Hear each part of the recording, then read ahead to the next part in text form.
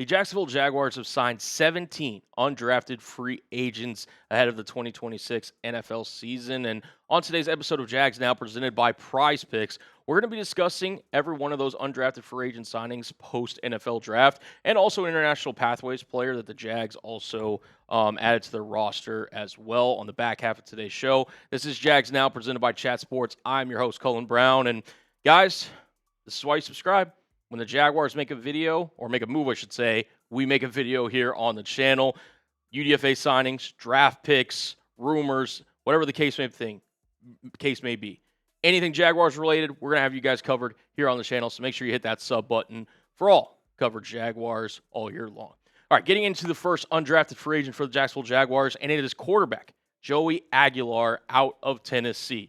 We can talk about a scouting report here for Aguilar. Our own Tom Downey had him as the 17th ranked quarterback, number 319th overall. Didn't expect him to get drafted, and he's got a decent arm, throws a catchable deep ball, made better decisions at Tennessee. Still had a few too many turnovers, I agree. Just had a little bit of reckless play there and ran into issues under pressure and relies too often on play action success. And this is not necessarily a guy that you're ever projecting to be your starting quarterback, especially for a long period of time. But could he make a practice squad? Could he be a potential backup quarterback in the league? You see the numbers on screen. Averaged about just under 9 yards per attempt, 28 total touchdowns.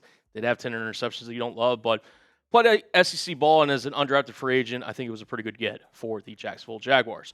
Moving on to UDFA number 2, and it is Jamari Taylor, running back out of Virginia, who was one of my kind of favorite underrated, draft kind of day 3 targets. He ultimately goes undrafted, but it's, what some NFL teams lost is that the Jaguars gained, in my opinion. He offers 3-down value as a 3-down back with pass-catching chops despite some drops. He does also contribute in the pass-blocking game. Quick footwork and good balance for his undersized stature. Not explosive and lacks big playability. He's also an older collegiate prospect as well, but I think this guy can give you, if nothing else, special teams value if he does end up making the roster. Had 1,000 yards at Virginia this past year. You see the receiving numbers on your screen with 15 total touchdowns. So a really nice get for the Jacksonville Jaguars. Outside shot to make the roster, but don't necessarily hate it if I am Jacksonville. And then moving on to UDFA number 3, it is Garrett DiGiorgio, guard out of UCLA. The Jaguars obviously have drafted Emmanuel Pregnon during day 2 of the NFL draft, but you get a guy in Garrett DiGiorgio here who had 49 career starts, and the experience shows in his awareness for rushes and stunts. He shows solid hand usage, but lets his defenders into his chest. Length, quickness issues will force him inside. But as a UDFA, as a guy that can, trying to compete for depth spot, it's a crowded room in terms of the Jaguars' interior offensive line. Obviously, I mentioned they drafted Emmanuel Pregnon here as well. To compete with Wyatt Milam, Jonah Monheim as well. And, you look at their numbers on screen, 67.2 overall grade per PFF.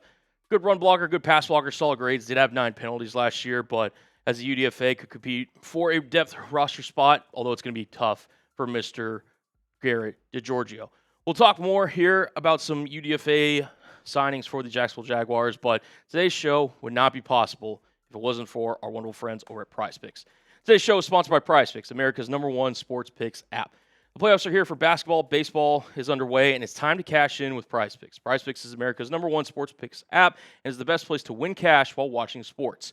Prize Picks is available in most states, including California, Texas, and Florida. The app is really easy to use. Just pick more or less on a few player stats and lock in your lineup. And if you guys are like me, I love football. And football season projections are out on Prize Picks, and I've got a 2-player season-long football lineup for you guys. Give me the more on Trevor Lawrence's passing yards for this upcoming year, along with Tedero McMillan, more on his receiving touchdowns. I think both these guys are due to not only hit their projections, but also blow right past them. $20 to win $60 on that 2-player lineup. New user offer. Download the Prize Picks app today with the link in the comments and the description and use code HMA to get $50 in lineups after you play your first $5 lineup. That's code HMA to get $50 in lineups after you play your first $5 lineup. Prize Picks, it's good to be right. Michael Wortham, wide receiver out of Montana State. We saw the Jaguars draft 2 wide receivers yesterday during the NFL draft on day 3. They had, a couple more here in the undrafted free agency, starting with Michael Wortham, who was pretty productive for Montana State last year. Had 1,000 over 1,000 receiving yards, on 80 receptions. Just some more notes from Michael Wortham here. His versatile slot receiver, can run, catch, he can return kicks. Doesn't have elite size and explosiveness, but he does have good hands. So I think he's somebody that, while if you're looking at the Jaguars roster, is he likely to potentially make it? Not necessarily great because he doesn't have special teams value per se, but somebody that you could bring into camp and compete as a depth body. Along with a guy like Alex Bullock, who is a wide receiver out of South Dakota State, another UDFA signing for the Jacksonville Jaguars, former Nebraska transfer, had 5 touchdowns last year on about 13 yards per catch. Now, the difference with Bullock is really good blocker, special teams contributor. His brother, actually, John Bullock, plays for the Tampa Bay Buccaneers, so he has a little bit of pedigree there. On smaller side for receivers, and like I mentioned, if he's willing to do in the dirty work, that's how you can make it into the National Football League. Keep an eye on Alex Bullock to be a potential sneaky 53 roster candidate. Again, we'll see how he actually ultimately performs during the Jaguars offseason program, but a nice add for Jacksonville, along with Ben Patterson, the wide receiver out of Permian Basin. Fun fact about Ben Patterson, he became the first ever player for UT Permian Basin to receive an NFL rookie camp offer, which is pretty cool. Spent 5 years there, garnered 2-time second team All Lone Star Conference honors on offense in 2023 and in 2025. So decorated player, 678 yards, really cool story. At 21 yards per reception last year, so that's really something that he can take the top off the defense, 75 yards, and just an explosive athlete. Would be really curious to see if he makes the roster. Another wide receiver, we've got Brady Boyd, wide receiver out of Utah State, and this guy's been around in terms of different places. He obviously played at Utah State, also played at Minnesota and Texas Tech. Member of Texas Tech's kickoff return throughout the season whenever he was with the Red Raiders. So again, has that special teams value. Had 743 yards last year, 8 touchdowns. Did have 6 drops. You don't love that as a receiver, but again, one of those kind of scrappier, kind of 5-year collegiate players who could be something in terms of like, hey, you want to really earn your way on a roster, do little things. Maybe not necessarily as a receiver. I consider him personally, though, a long shot to make this Jaguars team in 2026. Ethan Connor, tight end out of Troy. Kind of really a do-it-all weapon. Really interesting player here for the Jacksonville Jaguars, who obviously they also drafted 2 tight ends for the 2026 NFL draft with Nate Boerkircher and also Koziel out of Houston. Connor, 31 receptions, 397 yards, 3 touchdowns. He can line up in multiple different areas, in line, in the slot, or in the backfield. So he's kind of a weapon that they used in different kind of formations at Troy. So kind of a jack of all trades guy that I think could be an interesting chess piece if Liam Cohen decides to keep him on the roster. But he's got an uphill battle. The Jaguars have a lot of tight ends heading into 2026. Jimto Obidegwu. So this one's a personal favorite for me. If you guys do not already know, I'm actually a North Texas alum. So the fact that Jaguars added a offensive lineman from my alma mater, I'm rooting for this guy to make the roster. And again, not going to be the easiest with the Jaguars kind of depth chart here on the offensive line. Did grade out really well last year for the Mean Green, 75 overall. You notice the run blocking. I don't think PFF actually did him justice because he is a really good run blocker. Formerly a Kent State and Temple transfer. He earned a spot on the all-conference third team on offense, started 10 of 11 games at right tackle, so could he potentially be a long-term shot option for the Jacksonville Jaguars? Didn't give up a sack last season. I hope the best for him. I'm rooting for him. Go Mean Green down in the comment section. Guys, the Jaguars added another Bryan Thomas Jr. BTJ 2, edge out of South Carolina. I don't know necessarily in terms of how likely he is to make the roster. Again, these are all UDFAs, so they're all long shots in their own specific way. But this guy produced last year for South Carolina in the SEC. 41 tackles, 10 tackles for loss, 7 sacks, 38 pressures. They have 3 forced fumbles.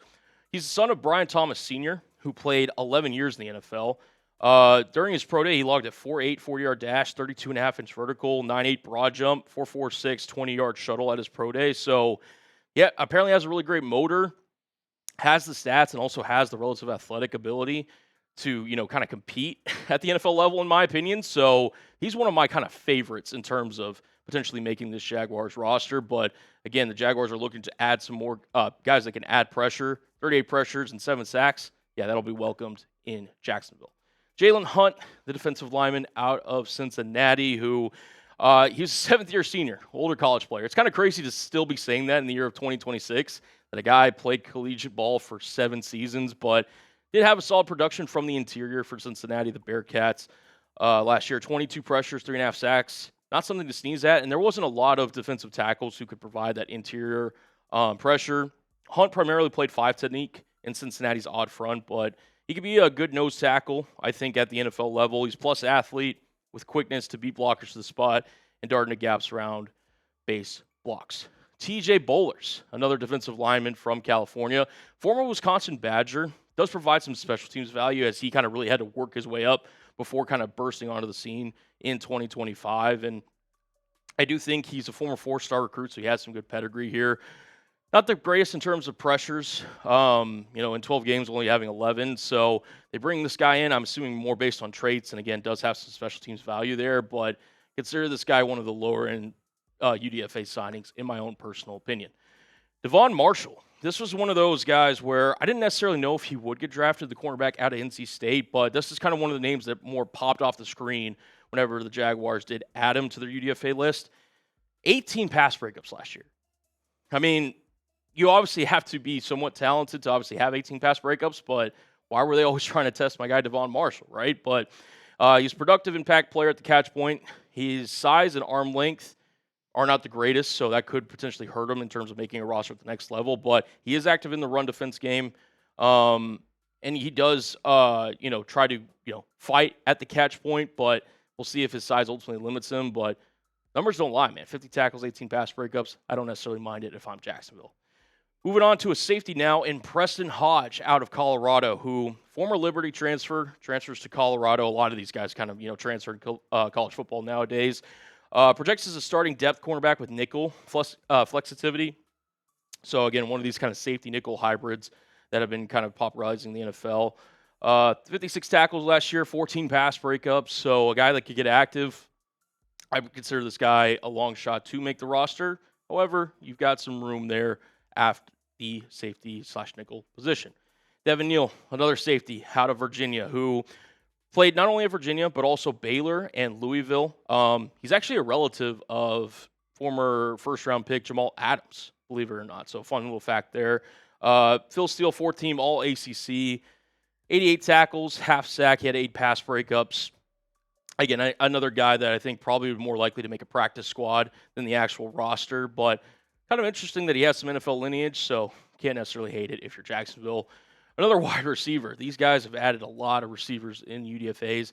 That's Trebor Peña, the wide receiver at Penn State. Spent, I want to say, 4 or 5 seasons with Syracuse before transferring last season to Penn State. Had 552 yards, 11.3 yards per catch, and, was on the preseason Bolitnikoff Award watch list going into the year. Now, ultimately, the year didn't pan out for Penn State or Peña for that matter, but did have 8 punt returns for 71 yards and 1 kick return for 16 yards. So he's got a little bit of special team flexibility, but again, just somebody that didn't quite ever live up to their potential at the collegiate level. And then last but not least, Quindarius Dunnigan, edge out of Michigan State, former Middle Tennessee transfer, was a team captain, played 56 games over his college career, graduated from Middle Tennessee State with a bachelor's degree in allied health technology, 2.5 sacks, 21 pressures, going to be competing for those edge spots, and I really do think that the Jaguars are going to give these guys a good chance in order to try to compete. Quindarius Dunnigan, the 17th Jaguars UDFA signing. You guys let me know, though. Who was your favorite Jaguars UDFA signing? To me, Jamari Taylor has been a draft favorite of mine in terms of I thought he should have been one of those guys that got drafted by by a team yesterday. So the Jaguars getting him a UDFA. Don't sleep on him potentially making this Jaguars running back depth chart. But you guys let me know down in the comment section below. And just kind of noteworthy here, international pathway player the Jaguars signed, Kilian Zierer from, he went to Auburn, but he's originally from Munich, Bavaria, Germany, so he qualifies under the NFL's International Pathway Player Program. He's been in the NFL since 2023, so he is also on the Jaguars roster, but just wanted to pass that information along to you guys. That'll be it for today's episode of Jags Now. Thank you guys so much for tuning into today's episode. And again, we'll be keeping you updated on any Jaguars move or roster, kind of just rumor or anything that the Jaguars makes. You make sure you hit that subscribe button. And until next time, guys, peace out.